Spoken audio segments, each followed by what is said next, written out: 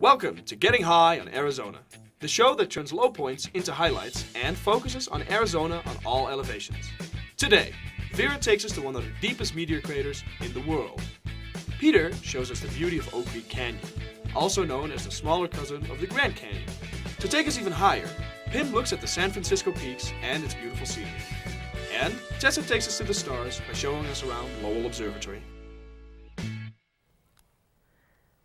Welcome to Getting High on Arizona. In this show, we'll take a look at the beauty of Arizona by visiting the lowest up to the highest points in the state. I'm Vera Limburg. And I'm Victor Norbert. The goal of our show is to ensure that no area worth seeing is ignored. Therefore, we have selected the very ultimate locations of northern Arizona nature to share with you. We'll do this by taking new steps upward as far as we can go. So let's start at the lowest point of Arizona. What is the lowest point of Arizona? Well, this week I went to see the Barringer crater. This enormous hole was created by a meteor, which scientists guess weighs over 300,000 tons and was about 50 meters in diameter. So, let's take a look at one of the youngest but largest meteor craters in the world.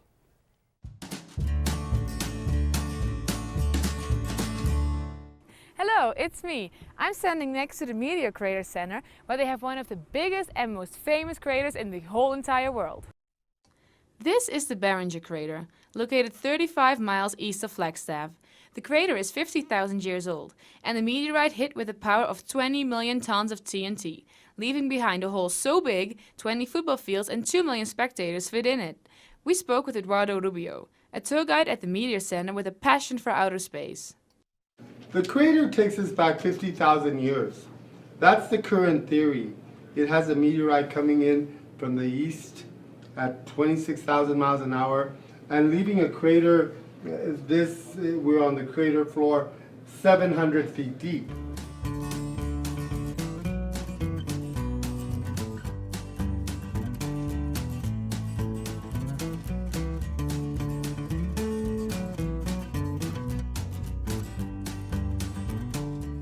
Besides looking at the crater, there are plenty of other things to indulge in. Eduardo tells us his favorite spots. We have a movie theater, a 10-minute movie that runs every half hour in the theater. We have what we call the Discovery Center, which is the museum. The Discovery Center offers a lot of interactive displays about the crater. And then we have a gift shop, a rock shop. We have the Astronaut Wall of Fame. And we even have a Subway restaurant. Every year, over 300,000 tourists come and take a look at the crater. We asked one of them, Fred Lewis, his opinion. A lot of awe, because you got to remember, to make that big of a hole, all that dirt and stuff had to come out. And the man said that right now it's 500 feet deep. Originally it was 700, so there's a lot of debris up in the air. The most interesting piece in the Meteor Center has to be the Holsinger meteorite. This is the biggest and heaviest piece from the one that made the crater. It weighs 1,406 pounds. Recently, another meteorite was spotted in Arizona. However, it was way smaller than the Barringer one. We spoke with Josh Bangle. So what we saw over southern Arizona, south central Arizona, was what everyone's calling the Arizona fireball, or a meteor that came through the night sky or early morning sky and created a little bit of a boom, but a really great glow in the night sky. And from what we know about it, they guess it's about 3 meters in size, so it's fairly large, and it would have entered our atmosphere and begun to burn up. Those atoms around it would have started to ionize, and that's the color that we see starting to come off of it. It's moving at about 60 to 70 miles per second, so extremely, extremely fast. Can you imagine how big the impact must have been 50,000 years ago? Reaching new heights, this is Vera from NHTV, Getting High on Arizona. Back to the studio. If you would ever like to visit the crater, it is located off of I-40 on Meteor Crater Road, Flagstaff, Arizona. We have started at the lowest point. Now it's time to climb the next step on the ladder. Our reporter Pieter van Os visited Oak Creek Canyon, which is the entrance at Sedona as seen from Flagstaff. It is a beautiful preserved nature park open to the public. The beautiful red rock formations have been part of Arizona's history ever since they were discovered. Peter tells us more about the geological layers and formations of the canyon and the red rock surrounding the area. Oak Creek Canyon is a place you definitely have to visit once in a lifetime.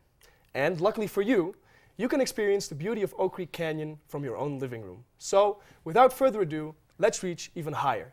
Peter? Thank you, Victor and Vera. I'm standing in what might be one of the most beautiful places northern Arizona has to offer, Oak Creek Canyon. Rarely does a place offer such diversity and serenity. Take a look as we dive into its deep natural history. Geological evidence suggests that the formation of Oak Creek Canyon began 8 to 10 million years ago, while the surrounding red rocks contain layers of more than 300 million years old. Doctor of Earth Sciences Nick McKay has a lot of information about the sediments. The area was formed by all the remarkable white and red and tannish rocks in the area are all sedimentary rocks. So these are rocks that were formed either by sand dunes that were blowing across the area and then eventually lithified into rocks, or by river deposits, and then those built up over millions and millions of years, and then much more recently a canyon has cut down into those rocks, exposing all those strata. The striking color that gives Sedona its special character is coming from iron in the rocks, which oxidizes and gives it a red hue, much like rust does. One thing that makes Oak Creek Canyon so special is that you have all this amazing rock that is sort of set there, and then we have this great canyon that exposes it all. And because we're in a pretty dry climate, all those rock exposures remain visible. You can see them all. They're not hidden by lots of vegetation that would be there if we were in a wetter part of the world.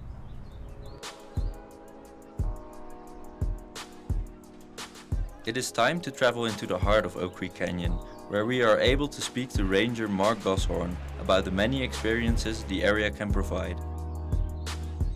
Oak Creek Canyon is about 12 miles long, anywhere from 0.8 to 2.5 miles wide. It's about 30 to 31 square kilometers. Sedona is a small town, but it is also a large tourist attraction. It's the second most visited area in Arizona outside of the Grand Canyon. So we are a tourism-based population. Even though the area is a hotspot for tourists, there are countless opportunities to find a peaceful spot to embrace nature. This is a really good spot to come and get away from the normal busy and populated campgrounds. I like it because it's very remote and you're close to the creek. Some of the things that people can experience in Oak Creek Canyon is we do have the creek itself, so there are numerous swimming holes throughout. There's plenty of fishing that a lot of people like to do. Oak Creek Canyon is special as far as it's a riparian area in the northern part of the Sonoran Desert. And it's just the topography, the trails that we have here, the fact that we have Oak Creek here. There's a variety of plant life and wildlife throughout, so it's just a good scenic, easily accessible area.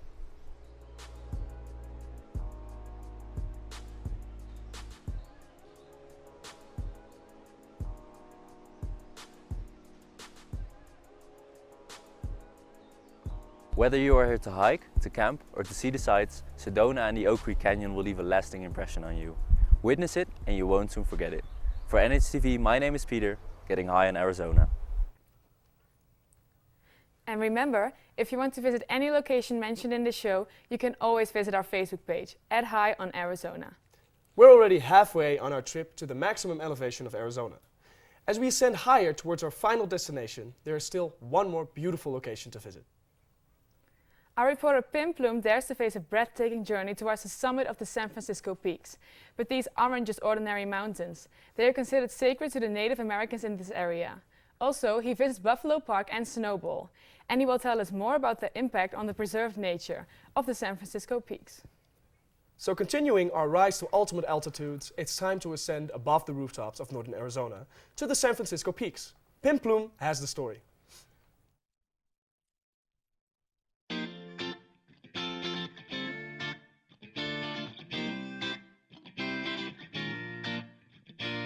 Hi, my name is Pim, and today we're going to visit one of the most beautiful places here in Arizona, namely the San Francisco Peaks. There are 6 peaks in total. The highest peak is the Humphreys Peak.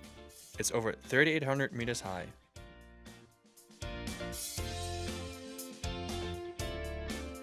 One great way to visit the mountains is with the Arizona Snowball Ski Lift. In the winter, they use parts of the mountain as skiing and recreation area. During the summer, the lift is used to go up the mountain. At the top of the ski lift, there's a little house in which you can find a ranger whom you can ask any question you might have. One of these rangers is Ranger John. I mostly try to stay out of people's way so that they can enjoy the view and the mountain. There's over 600 volcanic sites. Anything that's above the plateau, the classic pointy tops are volcanic, but a lot of these other things down in the valley that are above that flat Colorado plateau are volcanic also. Well, a couple of things that are unique to this spot, if we look to the north on a really clear day, you can see the Grand Canyon from here. Grand Canyon is about 75 miles away, but you can tell what you're looking at on a crisp day. And there's a spot over there where you can look to the south and see the red rock in Sedona. And on a crisp day, you can see that it's red. So at some points you can look south and see Sedona, turn around and see the Grand Canyon. Where else can you do that? Nowhere. So as we have already seen, the San Francisco Peaks are one of the most beautiful places in the US. But aside from the beautiful nature, the San Francisco Peaks also have a spiritual meaning to some Native American people. We met with one of these Native Americans, Klee, at the base of the mountains in Buffalo Park.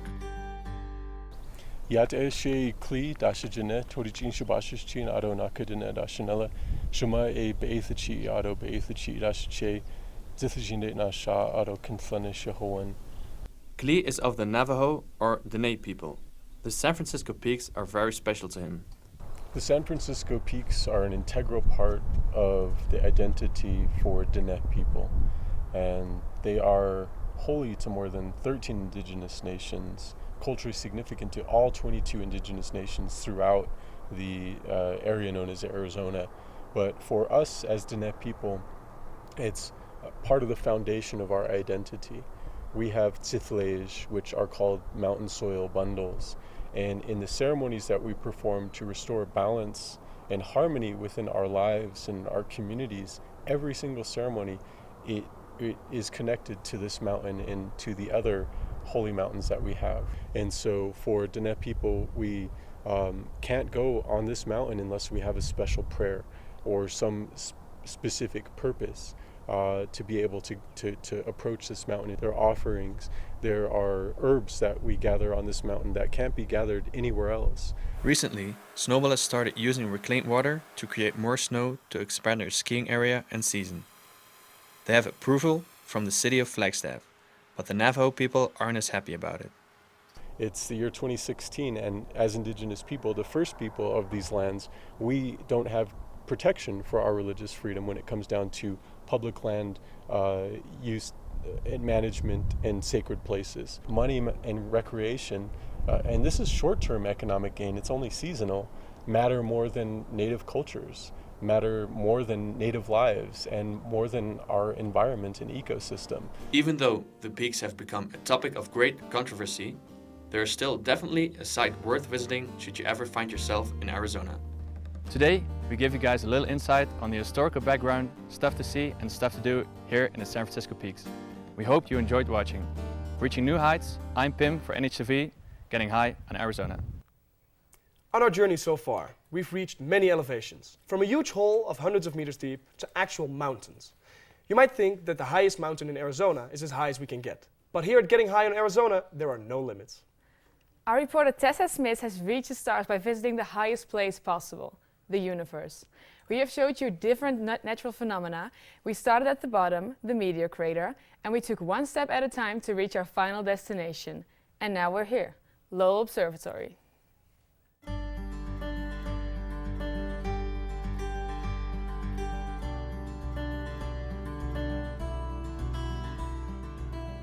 So far we visited great heights. You might assume that we can go higher than the San Francisco Peaks, but we still have one more place to go. We can't really visit it, but we can observe it through the telescopes at Lowell Observatory. I'm going to the universe. I'm Tessa, and let's go reach the stars. Lowell spokesperson Josh Bangle says there is an extraordinary history here at the observatory. Well, Lowell was founded in 1894 by a gentleman named Percival Lowell, who moved here from the East Coast. He sent his assistant out to find dark sky locations, and this is what he found. Besides telescopes, Lowell also has exhibitions. Here, guests can learn all about astronomy in a playful and educational way. The current exhibition is all about meteors. Intern Molly Baker was very eager to tell us all about it. Space Guard Academy is all about asteroids and really interesting for all ages. There's lots of videos to watch that will tell you about the science behind asteroids. It tells you about the impacts and a lot of the history behind what scientists and astronomers have learned about them. So the last exhibit was called Pluto at 85, and it was based on New Horizons and that research. And we don't know what's going to happen next with the exhibit. We're going to start brainstorming, but Space Guard will at least be here for a year. And then after that, it might travel around. Lowell is fit for all ages. 10-year-old Lydia experienced a day to never forget. So I first saw the experiments and demonstrations in the visitor center, and then I went out to the Pluto Walk and saw the Pluto telescope and the Clark telescope. I am incredibly interested in the universe and how it works, and if it will keep expanding or if it will stop or what will happen to the universe. Lowell Observatory is primarily famous for the discovery of planet, or for some considered dwarf planet, Pluto. Pluto was first theorized by Percival Lowell, who called it a trans-Neptunian planet. So we searched for Pluto in the early 1900s. He never found it. His death came a little bit earlier than everyone expected, and the search for Planet X at Lowell Observatory started to slow down. Clyde Tombaugh, at 23 years old, was using the Pluto Discovery Telescope and discovered Pluto in one very cold and dark night. So it was found here at Lowell Observatory by a 23-year-old intern, if you will, working very hard, and it's been a proud part of our history ever since. And of course, we can't ignore the Clark refractor. It's one of the main prizes of Lowell, because during his lifetime it was a revolutionary tool for space exploration.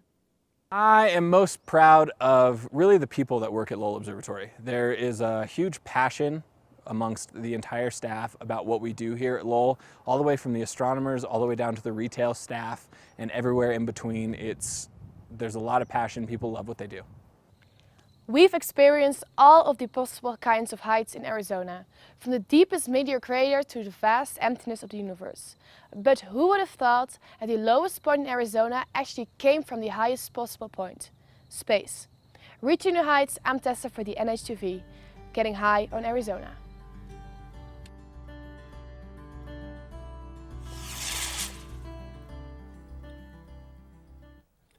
And so you see, like everything in life, every new beginning starts with an ending. It's the basic principle we all have to follow, the inevitable laws of the universe. And so, of course, unfortunately, our show is coming to an end now as well. So for now, reaching new heights, my name is Vera Limburg. And I'm Victor Norbert. Thanks for watching, and remember, always strive to reach higher. Goodbye.